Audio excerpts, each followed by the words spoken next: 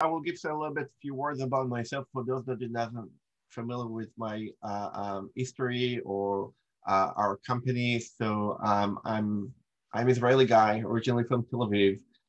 Relocated to the United States after I sold my last company. I basically a serial entrepreneur. I built 5 companies, sold 3 of them, and each one of them was completely by mistake. I never built a company to solve it. I all the time built something in order to solve my own issues, and suddenly somehow it's always end up to be a company. Because probably I'm not the only one that have an issue. Probably other people have some issues too. So it's nice to solve my own issues, but it's solving any other people's issues too. Um, and now we have a new organization that we built in the last few years called Adam Foundation. And I want to introduce Adam Foundation in a way that we could be clear what it is, because as you said, we have a lot of projects and they come together. So that's true. They come together under this umbrella that's called Adam Foundation. So in Adam Foundation, we do one thing and one thing only. And this is all our focus, which is basically solving liquidity. And what I mean by that, if you're thinking about the blockchain in the way that you're thinking about the internet without the speed, it's like the blockchain without liquidity, right? And there's still a lot of industries or markets inside of our niche, right? In our space, that they're not really efficient when it's come to liquidity. So for example, the real estate industry, the insurance industry, even the crypto market, which is the most efficient industry that's supposed to be inside of the blockchain when it comes to liquidity, is not yet so efficient. For example, if I want to move from it to BNB, I need to do 4 or 5 clicks in order to do so. I need to have BNB in my wallet to pay the Binance Smart Chain fees, but I don't have BNB, so I cannot buy BNB because I don't have a BNB. So it's become to be like catch-22 here, you know? And then I have BTC that I want to move from BTC to Ethereum or Cardano to Tezos, and suddenly I'm getting wrapped BTC. I'm getting sidechain. I'm getting lightchain. I get everything except what I want, right? And I have validator now with Polkadot. I mean, for God's sake, you only need one person to hack to the oracle that's holding those wrapped BTC, changing the face value of the BTC to something that is not face value of BTC, scoop all those BTC, and everybody will be left with wrap nothing. Or you only need small village in China or North Korea attack in order to take over the validator, because it's who have more money is make decision, right? So obviously, if the entire economy is based on who have deeper pocket, I can ensure you that it's it's a bad recipe, right? So in other words, what I'm trying to say is that whenever you have big money and you have people, it's always bad combination. Stuff going sideways in many ways, and people get hurt eventually. And in Adam Foundation, not only that we try to solve liquidity issues, we also try to make clear that the way that we solve it will be no human being involved. It has to be code-based and completely trustless, right? And another thing that we also pay attention to, and it's important to us to keep keeping it like that, is that we try to keep stuff simple, like one click in, one click out, right? So in other words, think about Binance for a second. When you go to Binance, they have a lot of features, right? Everything maybe it's related to trading, but you have this feature and this feature and this feature and that feature. And you have so many moving parts that suddenly you have academy part just to educate you what's going on with all those features. And it's very transparent, because I mean, when I received my first iPhone, I never had a book to read instruction how to use it. And it's more complex than Binance, right? So why do I need Academy in order to get a ball with someone, right? So stuff needs to be simple and easy to be used. Think about it like Yahoo, a lot of moving part, a lot of noise, versus Google. Clean sheet, one button, one click in, one click out, right? So this is what we are focused on. And today I want to introduce in this call what is called smartswap. So the smartswap, and by the way, just about, we have other projects, but again, all of them working together, and maybe I will come back to that in order to explain a little bit more about them. But first, you know what, let me switch to the smartswap. So this is the smartswap, right? Can you see the browser that I just opened? Is it, can you see it on this side? Is it the smartswap? give me a thumbs up if yes. Yeah, okay. So the idea of the smart swap, and I know, by the way, that today everybody have a everybody have some kind of swap something, food swap, falafel swap, burger swap, everybody have swap, right? But you need to understand that when we created the smart swap, it was during 2017, right? And there was even before there was DeFi. And we couldn't launch that back then because we couldn't explain to people what is slippage free and how we're solving the liquidity issue in the market because there was not yet a problem to be solved and nobody know what is a slippage is, right? So it was too earlier, and it's happened to us a lot. We have a lot of projects that are too earlier to the market, so sometimes they're late bloomer. So with SmartSwap, now is the time to launch it because people understand what is slippage, people understand that there is an issue, and I want to explain how the SmartSwap basically changing the game and solving all those issues. So the first thing to understand is that we do not speak the same language that every other swaps or any other platforms using. So for example, everybody say, take BTC, give me X, give me X ETH, or take BNB, give me X Cardano, right? It's not the way that we speak or talk, because in the future, nobody going to talk like that, right? In the future, when you go to Amazon, you don't going to say, how much this TV cost? And the answer will be 0.7 ETH. Oh, sorry, 0.69 because the ETH has been changed, right? Nobody going to speak like that. Everybody going to stick with whatever they're familiar with, which is euro, yen, dollar. That's what people know, right? So we are sticking with those language as well. So when you come to the smart swap and you say, I want to transfer $100, pay attention that you do not the one to decide what's the face value of your token. Unlike some places that you're the one to decide whatever you want. You can say, my token worth $100, give me 110 just because I asked for. If there is counterparty that agree with you, good for you. If not, maybe somebody will offer you 90 and then you will agree with them, right? That's how volatility being created. With the smart swap, it's impossible. You cannot decide what's the face value of your token because we take the prices from the average market, like CoinGecko, CoinMarketCap, and exchanges in the world that are trading this token right here, right now, in real time with real other users. And also pay attention that you cannot edit how much you want to receive. There is no possibility for you to say, give me 99 or 101. You have to receive exactly the same face value. And I will explain why. The way that the smart swap works, it's basically a unique technology first of its kind that's removing the volatility completely from the first place. So in other words, imagine to yourself that you have $100 of asset A, and you want to sell it for me for $90 or $110, right? You want above or below the face market. So what will happen if I will send you $90, the smart swap will understand that you have $100 asset and I have $90 asset, and it will swap only 90 against 90, and it will return the other 10 to your wallet. It will not give it to me.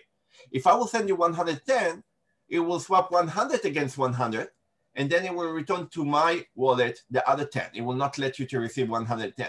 So in other words, we do not try to kind of fix the slippage or fix the volatility afterward. We don't try to address that after it's occurred.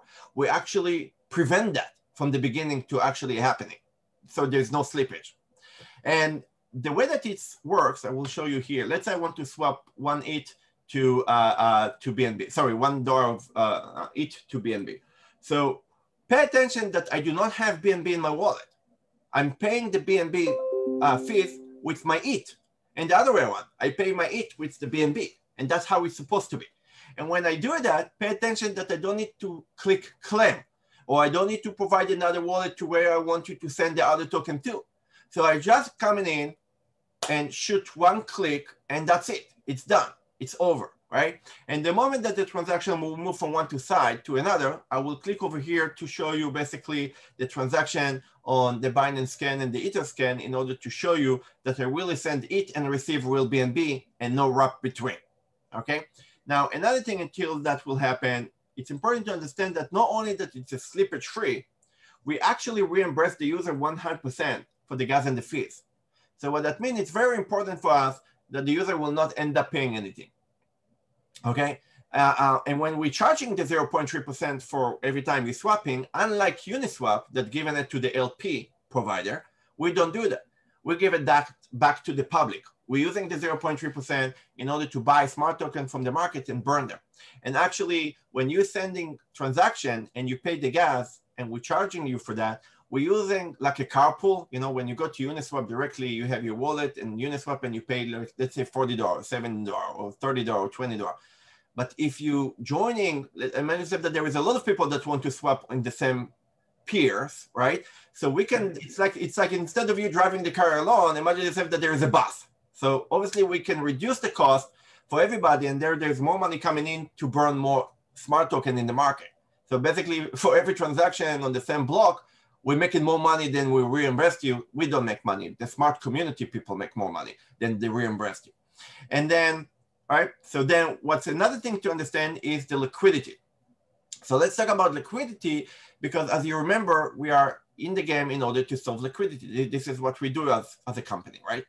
And it's important to understand that all the AMM, like Uniswap, PancakeSwap, SushiSwap, whatever, they're not going to survive.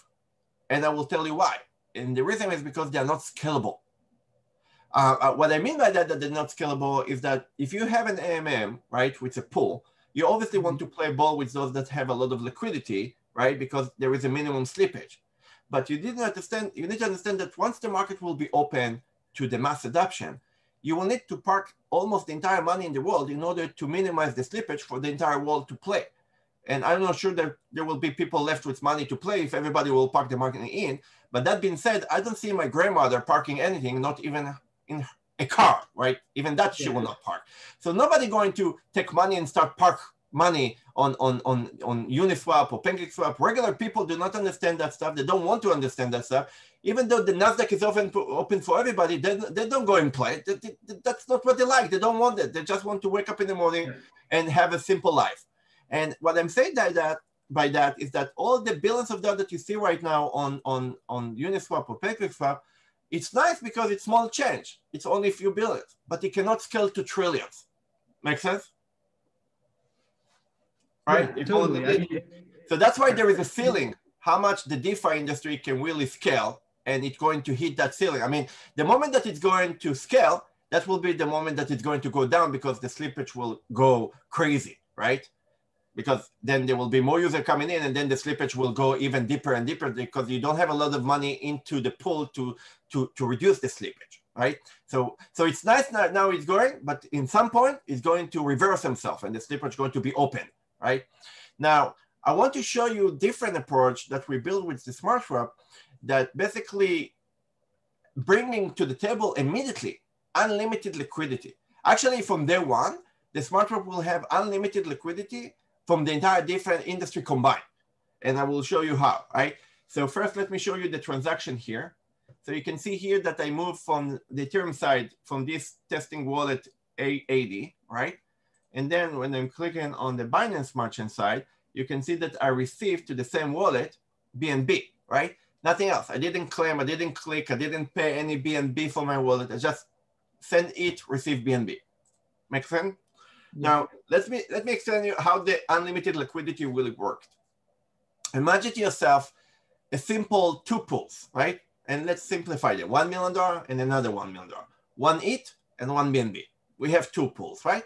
Now imagine to yourself that you come along with $500,000 ETH and you contribute to the ETH side. So instead of one, we become to be 1.5. And on the other side, instead of $1 million, you take half. So now you have $500,000 left. So basically you change the pool from 1 and 1 to 1.5 and half, right? Yeah. So what happened, every time the pool change ratio from 50-50 to 70-30, 80-20, 90-10, in some point, the smartswap trigger what is called flash swap. You're probably familiar with something that's called flash loan, but flash swap is something else. It's go to centralized exchange like Binance, and you say to basically provide a liquidity provider, hey, take $500,000 of asset B, return to me $500,000 of asset A. Now, the reason that those providers will play ball with us is because when we're charging the user, you see here the prices, it's a prices based on the average market cap, right? You do understand that if you go to Binance, you have spread, you have better price than the average. So you have incentive to pick up $500,000 and send a new $500,000 because you're left with more than 0.3% in your pocket when you do that, right? So therefore, every time the pool's change ratio, there is centralized exchanges provide a user that have account over there that basically use their account in order to rebalance the pools, right? And they don't need to do anything. It's like you minting Bitcoin. You set up the tools and go to sleep. Same thing here. You have an account, you plug in the API for the smartswap, and your account will do that in decentralized way, and you go to sleep, right? And every time the pools has been changed, basically they rebalance, and the user basically have unlimited liquidity because, as you know, first, most of the liquidity is on the centralized exchange and not in the DeFi. And second, it's like fountain. Every time you rebalance, you take the outcome, change it back to the original coin, and re-pushing it again to rebalance the next wave and the next wave. So it's kind of like fountain, unlimited. Now, the same way that we let a centralized exchange to rebalance the pools, we do the same thing with OTC. If you come along with big amount, and OTC can do that too, they can rebalance the pool. So what I'm trying to say here is that I want you to think about the smartswap like you think about PayPal. And I will tell you why. PayPal is not a bank. Maybe they have bank license today, but originally they're not a bank per se. What they are is a layer on top of your bank. They basically take money from your bank or depositing money into your bank in very easy way by sending it to email or cell phone, right? People like to engage with PayPal, even though they pay a little bit more, actually by far more, because it's a small gate to engage with something that people don't like to all the hassle to engage with. And the smartswap is the same thing. We basically find a way how to decentralize the OTC industry and decentralize the centralized exchanges. I mean, think about it. Why the heck do you need to go to Binance to do KYC, to do AML, to do second authentication, to do sign up, to deposit your money to hot wallet that may be hacked, maybe no, you never know, you're going to know. Then you need to place an order book, hopefully that it will be good, otherwise you need to claim it and redo it again. Then receiving on the other side whatever you bought and redeem it with another second authentication. And what? All that for moving from A to B? Well, you did say that when you use that centralized exchange, you do get slightly better prices, right? No, I mean, if you're a liquidity provider, you will open account on Binance or other centralized exchange, and you will pick up spread, and you will do that happily. But if Joe Schmo want to swap from Binance BNB to ETH, or ETH to BNB, or ERC20 to Cardano, Cardano to Polkadot, why the heck do you need to go all the way to Binance? It doesn't make sense. I mean, this is a door that you can send your order, and basically you will enjoy some liquidity from Binance without going to Binance. Or if I'm Team Draper and I have $1 billion that I want to swap from one asset to another, why the heck do I need to go to see, do KYC, tell them why I have so much money and where I get it from? Why do I need to fill out all the information and actually trust them that I will give them that money and they will return me the other asset that I asked for and not will run away with my money?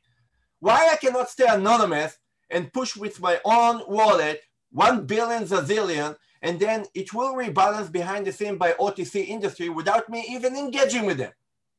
Well, the idea is that convenience and that anonymity and the ability to continue to participate in the DeFi side of things, right? Without having to go to the exchange and jump through. Yeah, so in my vision, I will tell you that. So the way that I build the stuff is not how the market exists now. It's how the market will exist tomorrow. And tomorrow, all our industry, our community, it's peanuts. It's nothing. It's a group of small of people that play, but the magic will happen when the mass will come along. And you need to understand that if someone have digital money like dollar or euro, or you want to transfer to a Walmart token, to digital new Amazon token because it's alternative to Visa, Walmart Visa, or Amazon Visa, everything will be digital. Nobody going to go with his dinar or euro or pound or go to Binance or go to Uniswap. Nobody going to do that. I will tell you more than that. The smartswap have a component called Smart Bridge. And the Smart Bridge designed to solve exactly what I just told you. I will give you an example. Take a wallet. Let's say you have Trust Wallet, which is one of the biggest. And you want to go to play ball with some D app on the Binance Smart Chain. You need to log into your Trust Wallet. You need to swap your Ethereum go to some DEX and swap it to BNB. You need to place an order. You need to pay a slippage or have some volatility plus to pay the fees. And then you need to feed your wallet with some BNB. And then you need to go to the DApp. If there is leftover and you want to return to Ethereum, you need to reverse the process and do it again. Or if you didn't calculate it right, you need to do it again because you missed some and you short, right? That doesn't make sense.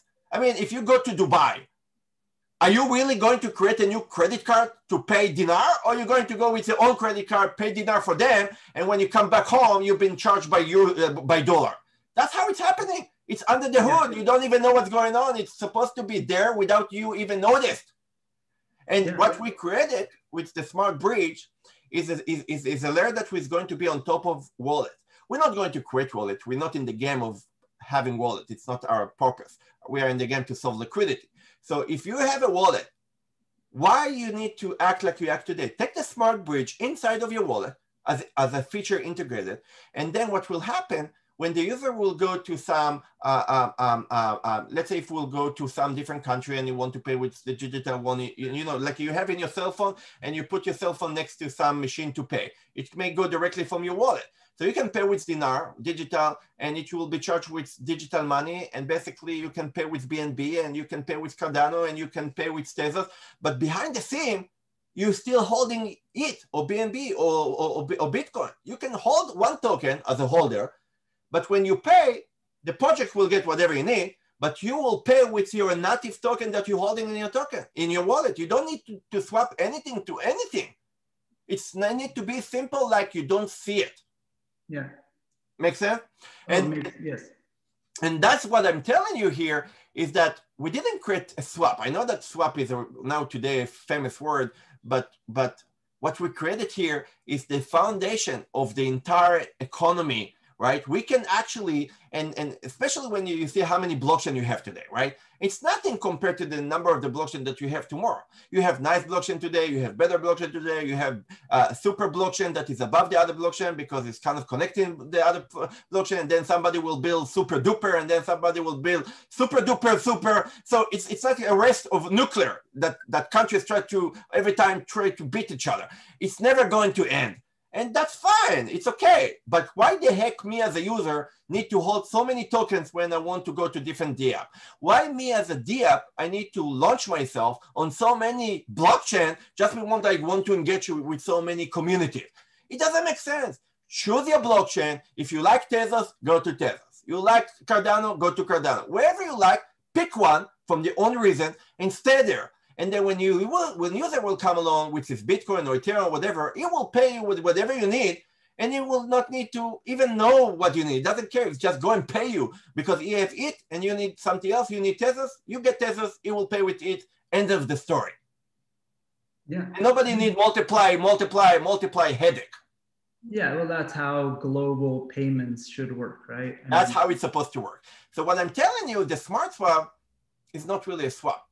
It's kind of taking the industry from kindergarten all the way to university, right? It's graduation. It's like it's a new level of open the door and prepare that to mass adoption, especially when the bank and government right now talking heavily about creating digital money. And in the next few years, you're probably going to see it more and more take place, right? Now, another thing that even though we created that in 2017, and obviously, as you know, everything that we're creating with patent, right? And make sure that it will be protected from bad actors, we give it for free. So on one side, we protect ourselves from big player banks and whoever is a bad actor. But on the other side, we don't charge, we give it for free. So what I mean by that is that if someone wants to have his own smart swap, we have a license and we cost $0. We actually give you a license for free. You can have your own smart swap, you can have your own domain, you can have your own design, you can even have your own token. So your token will be here first to be seen. And basically you can even charge whatever you like. Instead of 0.3%, you want to charge it extra. Let's say you want to extra 0.1, 0.2, 0.3, whatever you want to charge extra, you're welcome to do so. My only rule for you is that whatever you're charging your user, make sure to reimburse them with your own native token with the same face value, so they will not end up losing anything. So they will still going to have free transaction, right? So that's the only built-in rules that we have. Now, if you're thinking about this concept, today everybody cloning each other and competing with each other and basically reducing the power, because then people do not have a better solution. Now you have a lot of money and spread and liquidity separate on many platforms instead of working as a powerful way together. Here we say, you don't need to clone anything. I will just going to give it to you. So if you have 10,000 users, I have 10,000 users, Joe Schmo have a 10,000 user, because everybody coming to the same network, as a long tail, it's going to be bigger as an average exchange in very fast way. So if you have a native token or your own token as a project, it's kind of get a listing for free. I mean, even if you don't have many users, you can enjoy from the network user that will see your token and will swap it with other token. You bring traffic to yourself without pay listing. Make sense? So that's how we think it should be. I don't believe in listing, by the way. I don't believe in try to take project all the way down, and when they don't have the money, you try to charge them like the billionaires. Everybody need to be, everything need to be open, need to be free, need to be transparent, need to be kind of democratized, so everybody can utilize that and be part of that and enjoy for that. And I don't believe in the way that there should be some kind of a project that make money to the team. I will talk about that too. I think the team should become less. I mean, every project put the team on top and then everybody come later. You will see that in the moment that we will present our offering, you will see that the way that we build stuff, we actually come less, absolutely less. The first is come the public, the user, and the team come absolutely less. Make sense? Let me show you what we're doing, because on Tuesday, next week, which is my birthday, we're going to open basically the pre-sale to our community. And we have right now like millions of dollars of people that sign up that they want to invest. Some of them didn't wait and reach out to us, secure the allocation and the ticket with SAFT agreement. But let me show you the rationale of how we build that, because it's also different and amazing. Do you see here a pre-sale? Mm-hmm. So the way that we create our pre-sale is that charging or collecting very small amount. We didn't want to collect, $40 million, $150 million. We want to collect small amount that will be enough in order to support the project. So we only basically raising $2 million. And the fee, the baseline purchasing price is 0.1. That's the baseline. But whoever going to invest during the pre-sale is going to have 90 days APY with 413%. So in other words, after 90 days, it's kind of equal to 50%, because instead of 0.1, you end up with 0.00495, right? So it's kind of 50%. And then the listing price is 0.2. So in other words, it's like to give you 75% discount, or in other words, 4X right on the door, right? So whoever going to participate here, this is the terms for the pre-sale. Now the pre-sale, for those that reached out earlier, doesn't matter how big the VC are. First, we have limitation of $250,000 check, but even when big VCs reach out to us, they get the same terms that somebody will invest with $1. Everybody have same terms. Nobody have different terms. And then do you see here something called PDO? I want to explain what it is, because that's really amazing. First is something that we credit with a different project that we have. It's going to be launched soon. And the PDO is standing to post, not initial, post, right? A DEX offering. And I will explain what it means. Everybody raising money as initial, right? And then go to centralized exchange or creating liquidity. So first raising and then creating liquidity, pools or centralized exchanges, right? Now you need to understand that even though a lot of people try to raise money, or there is a lot of solution how to raise money from IDO concept, nobody helping to the project that already exists. And there is thousands of them out there with teams, with tokens that's suffering because they may launch, they may have nice daily trading, but they didn't have enough money to survive. They still need to support marketing and payment and development. And they cannot take the old token that they have as a team, dump it to the pool, because they will crash their own token. They cannot take the LP that they got and take money from the pool, because that will consider exit scam. They cannot take the token and trash it into secondary market exchange, because they will trash the entire ecosystem and the entire market making will be destroyed. So those teams kind of with the, with the back to the wall, they don't really can survive in easy way and scale. So every day they kind of getting more and more liquidity, but it's very difficult for them, and therefore they're dying. It's like the value of debt in startup. That's the value of that with DeFi, right? So the PDO is exactly for them. The PDO designed for those that already finish pre-sale and finish IDO and finish IO or ICO, whatever you want to call it next. It's designed for those that are already out there. And first thing is to understand is that whoever buying from those teams, first do not need a white paper because the project is exist, maybe it even have liquidity, and maybe even you are yourself a holder of that token. And second, when you're buying from the team, you basically have an APY and you have terms like 30 days, 60 days, 1 year, whatever the team want to sell the tokens under which condition, right? So what I mean by that, if you're buying token from the team under PDO, it's not like IO, IDO that you rush in day after and dump your token because you will not have access to those tokens for some period of time. So there is no kind of the effect of the clip that people rush day after and dump it, right? Another thing is that some of the token go to the team and the other token go to the pool. It have to be a split, right? And whatever go to the pool, you need to understand that it's go to the pool, but it's not generating LP and it's not taking token out. It's only increasing the pool by adding more money in. So what I mean by that, imagine yourself that you're selling token as a team and some of the money go to the pool, but you don't take token out and you don't take LP. What will happen to your token in the market? It's going up. When it's going up, there is no rush for other people that bought that token from you to dump because they lock. So basically you're increasing the token when you raise money with your own token as a founder, right, and team. And then the other people do not rush in to crash that nice pick because they're locked as well. So you kind of make healthy situation that you raise money in the other way. Instead of crashing yourself, you actually helping yourself. Does that make sense?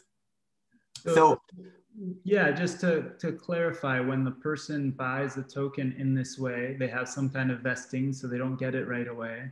And then half of the tokens that still belong. It's not half, it's a combination. First, you need to have a pool somewhere. Doesn't matter where, Uniswap, PancakeSwap, we will find where is your pool. You will tell us where you want the money to go. And the money will go to that pool. Let's say you have a pool on Uniswap or PancakeSwap, your money will go over there. You can take as much as money you want out as a cash out, but your pool always need to be 200% of the amount that you take out. So if you have big pool, you can take all the money out. If you don't have a big pool, you need first to be in the ratio of 2-to-1, right? And you don't get LP, so you cannot take that money out. There is no LP. So the money only pushed to the pool, and whoever on the pool, on everything, right? So you cannot take that money out. It belongs to the people, right? And what we're doing with that kind of a concept with the PDO is the same thing. So beside the pre-sale, we're going, after the pre-sale is over, right? After 1 week or 2, we will open the PDO. And what will happen with the PDO is that we will sell the rest of the token to the public, but 100%, there's no money out to the founder of the team, 100% go to the pool. And there is no LP. And whatever is not sold, get burned. So 100% go to the pool.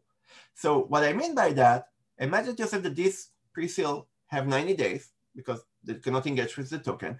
And imagine yourself that after the pre-sale is over, right? After it's, when the 90 days started, after a week or 2, we're starting the PDO, right? So what that telling you?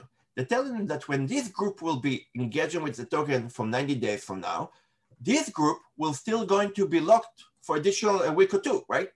So when somebody here will want to sell some of this token, this group will not get panic because they don't have a way to get the token and dump like you have today with IO that everybody get panic. So, and then when this group will be open after 90 days plus the week or 2 that it starts, then this group will be locked. And therefore they cannot get panic. So it's like we have 3 groups, big, medium, and small. The small being supported by the medium, and the medium being supported by the big. And hopefully after 1 year, there will be price discovery in the market, will be enough liquidity, there will be market making, there will be healthy market, so nobody will get panic when you will engage with the token because it will see already up and down and you see that the token is really stable, which is not what's going on usually with new token because you don't know if it's going to make it as $1 or 10 cents. The price discovery is not yet clear. So for example, you don't afraid that to buy Bitcoin because you think it will become to be $10. It's impossible to think like that anymore, right? But if you have a new token that will launch and it's peaking to $1, you don't know if it's going to crash back to 1 cent yet. The price discovery is not clear. But after 1 year, you have clear mind what's going on so you don't get panic, right? And the idea is to reduce the panic or reduce the stress and to have 3 groups that support each other. And that's a new model, right? Now, another thing, and I remind you, 100% go to the pool. And by the way, it's important also from security point of view. I will explain you why. Here, it's for accredited investor if it's regulated countries, right? And here, basically everybody can participate, including the United States and a regulated country like China, because we do not touch the money. We don't have any money. Based on the Howey test, we didn't receive anything. It belongs to the public. And this is not different, by the way, the PDO. If you're familiar with mining liquidity, when you put token, you get other token from APY in order to provide liquidity, it's the same thing, but in a different way. We're basically mining liquidity here that go back to the public. So it's not our money. We don't touch it. It's 100% belongs to the people and they support each other. Make sense? Now, another thing that is very fascinating to understand about the PDO, and that's why I said it's running simultaneously as secondary market. Usually initial offering is not running simultaneously because nobody will go to secondary market to buy a token if in an initial offering you put discount, right? Nobody will buy it in secondary market. And if the secondary market is better than your initial, nobody will buy from your initial. They will go to secondary market. So here the PDO running simultaneously with secondary market, and I will tell you how. Imagine to yourself that the baseline price is 2 cents, right? So whoever comes to the PDO pay first 2 cents, right? But after you contribute the money, 100% of the money go to the pool, 100%. What will happen to the token when you have 90 days and nobody in the world, including me, have a token to redeem? Imagine you have 90 days with contribution, 0 possibility for redemption because nobody have yet the token.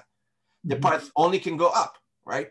So when people contribute and the price go up from 2 cents to 5 to 7 to $1, whoever going to buy next, he will not going to see 2 cents anymore. He's going to see 5 cents or $1 because the PDO pick up the price from the reality, from the pool right here, right now.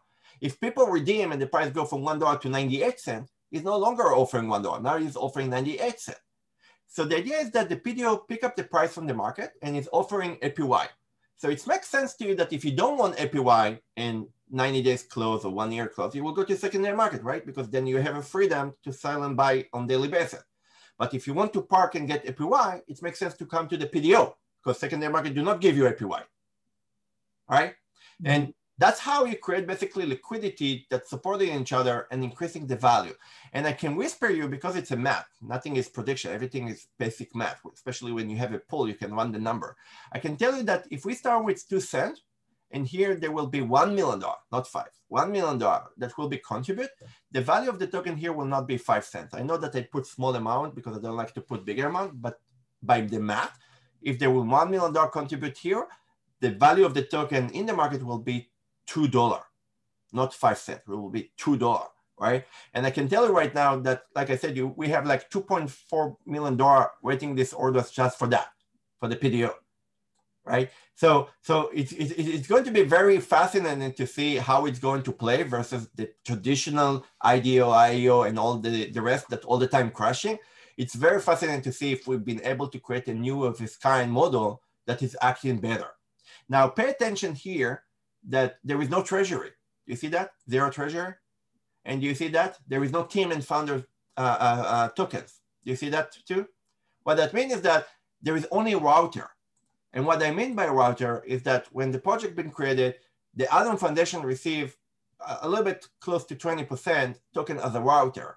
And if somebody have a token in our other project, let's say Jointer or BSwap or NFTMX or any other project in the network, and you want to move from this token to, let's say, Smart, right, or BSwap or whatever, you can basically go to Alon Foundation, and you can, using the router, you can basically buy different token with the same face value. And same as me, even though I'm the founder, if I want to buy Smart token, I didn't receive any token for free, not even one. I have to buy them. I have to buy them with my equity on the Alon Foundation, or I have to buy them with other tokens that I have once they will be unlocked, because most of the tokens locked for 10 years. So the point is that I will need to buy them. Nothing for free to anyone. Everybody equal, everybody play fair game, and everybody need to be on the same boat so nobody will shake it. Playing devil's advocate then, why is the team working on this? Like, why would you launch it if you're giving the ownership completely to the community? What do you benefit from? Let me show you. Sure, let me show you. So, okay, do you see this screen? Yeah. Okay, the structure of how Alon Foundation created. So Alon Foundation have a project that every one of them is decentralized. There is no entity, there is no human being, everything is based on voting. Now, all the project basically pay management fees. So every time there is 0.3%, for example, from the Smart, 80% buy smart from the market, but 20% go back to the management, right, as a management fee. Also, each project gives some initial, as you saw, router as a digital asset to the Alon Foundation. Now, Alon Foundation have the Alon stock, which right now we complied it with Regulate A+, and then preparing to do IPO in the NASDAQ. So institution will be able to buy into the Reg A+ token, right? The public can buy the two. Now, the beautiful thing about that, if you have a token in our network, doesn't matter which one, you can basically take that token. Let's say you have Jonesy token. You can take those tokens and you can basically use them as a way of payment to buy Alon stock and sell it on the NASDAQ. Or you can use them as a way of payment to buy Alon stock, or you can use them as a way of payment to buy any other stock in the router. If we have here pools of router, you don't need to sell the token in the secondary market. You sell them back to the company, but it have to be same face value. You cannot say, give me one and the one. It have to be exactly same face value based on the market. So you use your Georgia token to buy something else. And that makes sense because imagine that the smart is booming, you did well, and suddenly the NFT max, you're feeling that it's going to hit the market next as the best boom. So you want to move from the smart, instead of selling it and crush the token in the market, you want to sell it back to the company and pick up different router, right? So it's like it's an inside transaction. Make sense? And you don't affect the market. So any of these projects, when they have tokens available, will be able to swap between them in the smart swap? First, you can come to the smart to swap any type of token in the world. But here I'm talking about you using the token to buy into Alon Foundation stock. And then from there, you can buy back to any token that exists out there. So the router is token to Alon, Alon to back to token, or Alon back to the NASDAQ.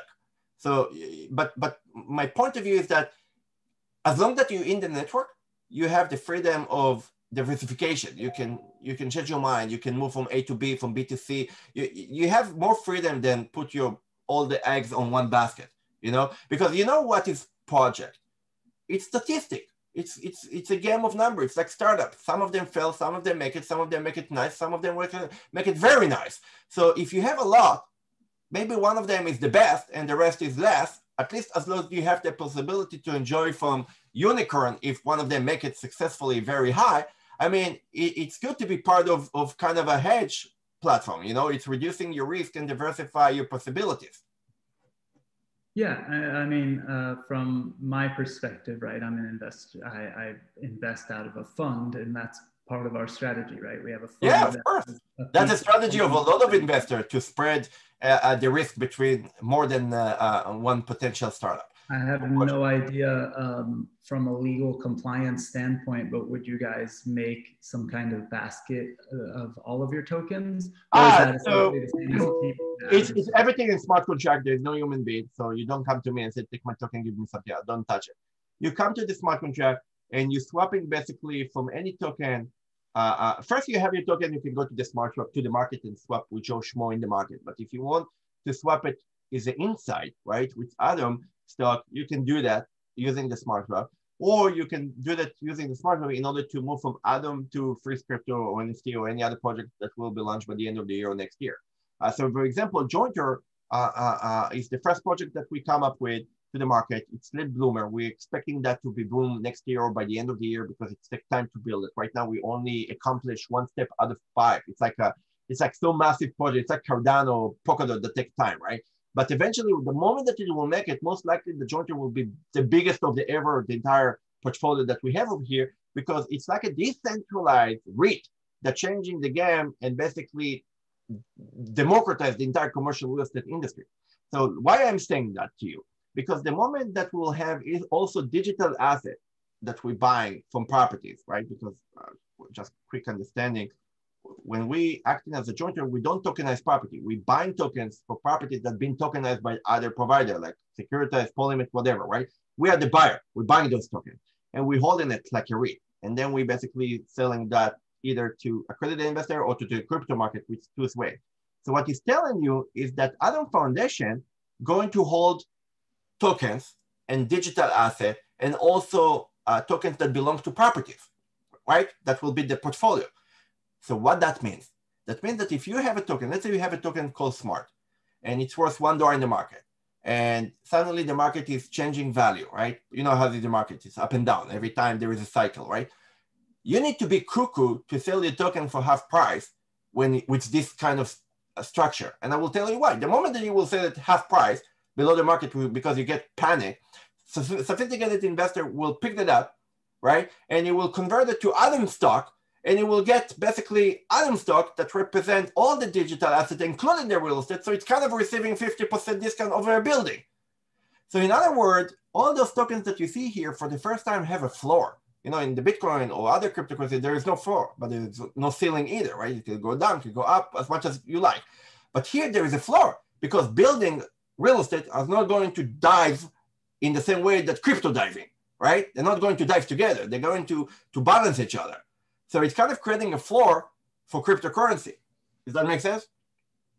Mm-hmm. And obviously, if there is no liquidity in the crypto market, you can go into the NASDAQ, another door, or the other way around. They can come in because they don't know how to go to Binance, right?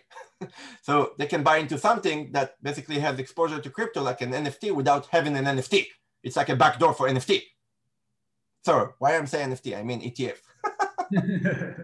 There's too many acronyms. Yeah, too many words out there. It's similar. So you understand how big it can be?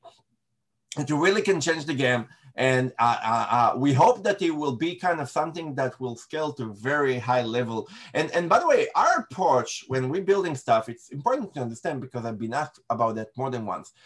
We don't build a project and try to solicit people to come to our website like a traffic. To drive traffic to your website is a very hard job. And you need everybody's attention to work on it because it's kind of build your own Walmart, your own stop shop. And we don't do that. We're building stuff and we're taking it to somebody else Walmart. I will give you an example. We have some exchanges that reach out to us and say that they want to have the smartswap and the Degen swap. Just to know what is a Degen, so I will clear about that. This is a Degen swap, right? So the Degen is a brand that's not being created by us. Somebody else created that in order to compensate people that get hurt by some exchanges or other bad actor. And the Degen had that good name in the market, and we bought the community and the Degen and everything, including as part of that. And now we're turning the Degen to be an aggregator, like 1inch.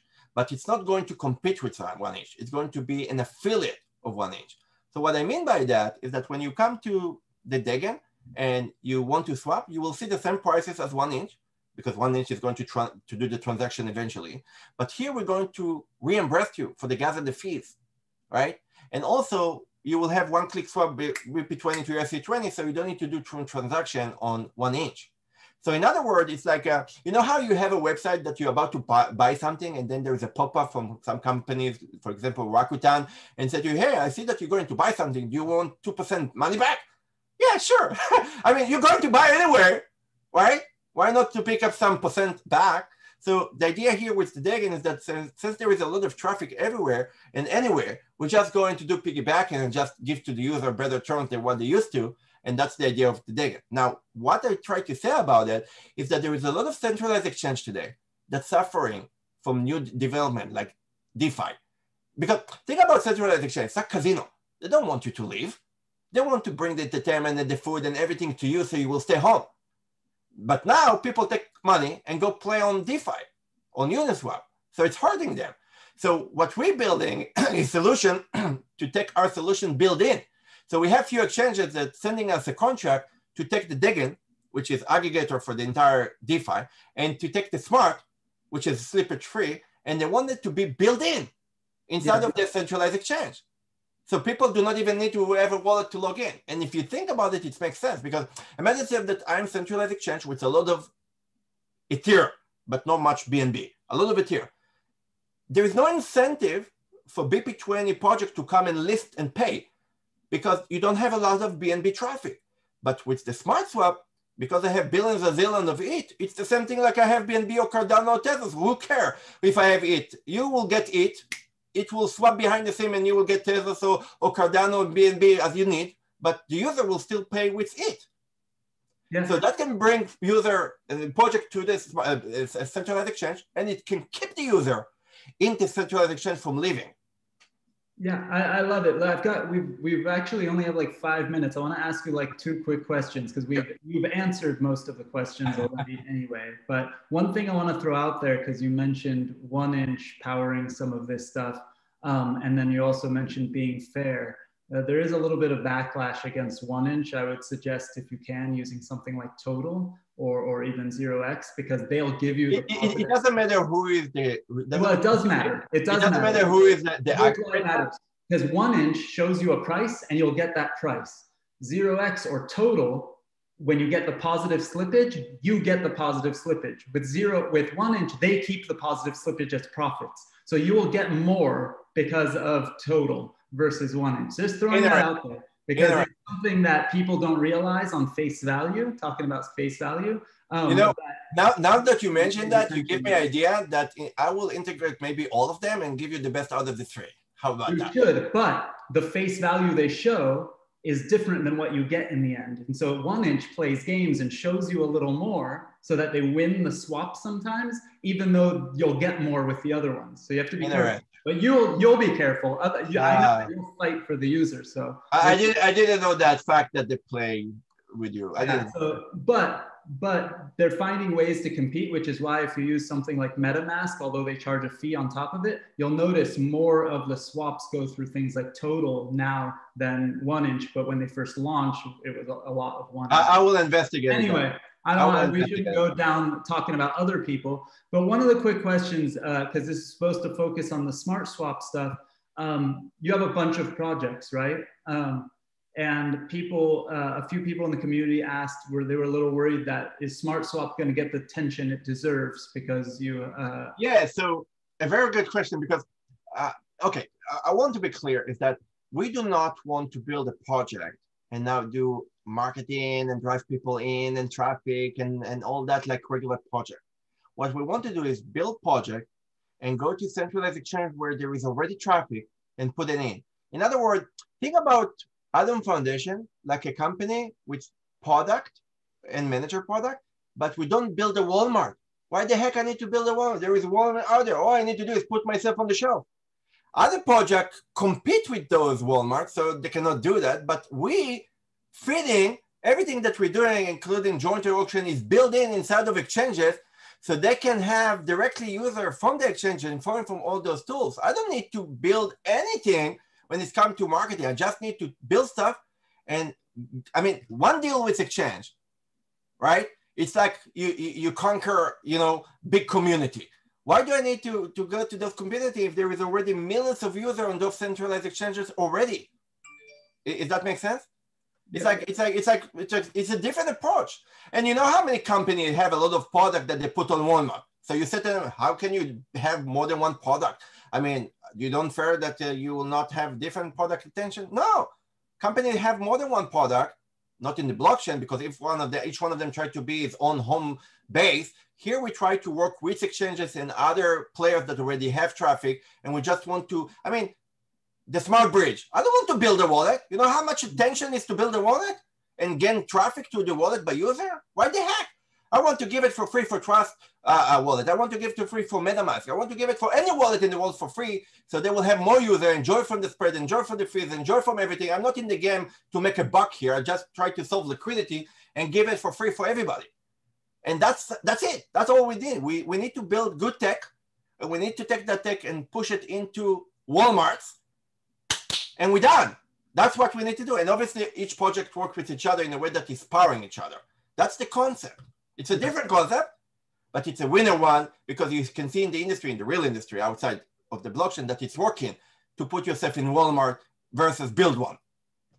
Yeah, no, it makes sense. And all of these products work together. Like we started the conversation, right? So yeah. We're unfortunately out of time. I want to thank everybody, but Jude, tell everyone where the best place to go. So, Kyle just posted in the chat. Yeah, absolutely. So first, we will announce also on the smartswap.exchange, we will have a link very soon with where people can go and participate in the pre-sale.